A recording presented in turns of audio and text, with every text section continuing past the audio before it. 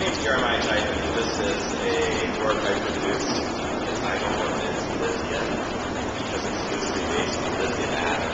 I was attracted to this atom for a few reasons. One is, I think lithium is an interesting substance that is both used as a pharmaceutical to change the way our brain works, and it's also used to power our mobile devices, which are sort of extensions of our brain.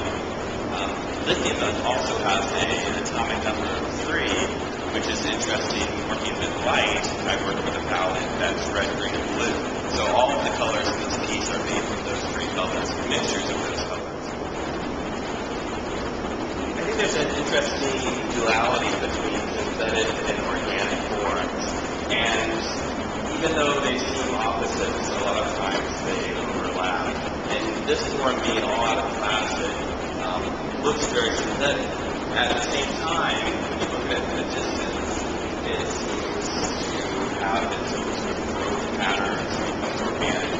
And I really like that sort of duality between there and organic and synthetic. One thing I find that's really interesting that's going on today as far as things that are influencing artists are all these images that we're getting that we couldn't see before, that the human eye can't see without technology. So these could be things from the Hubble Space Telescope or from microscopes or thermal imaging technology.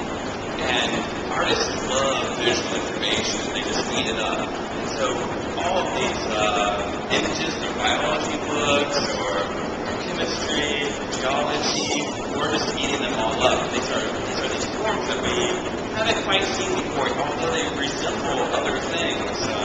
We might see a tree and see a very similar structure. It's something very microscopic.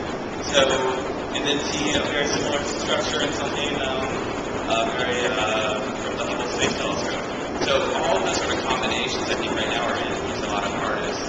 This artists that even work with very traditional modes like painting and stone sculpture, I think it's interesting. But it also interests me, and I work with electronics and technology, making my own components for the boards that control these lighting systems. I think it's a lot of fun. Maybe that makes me a little different than some other artists, but I feel like when I'm soldering those together, designing those, and programming those, that's really all part of the process.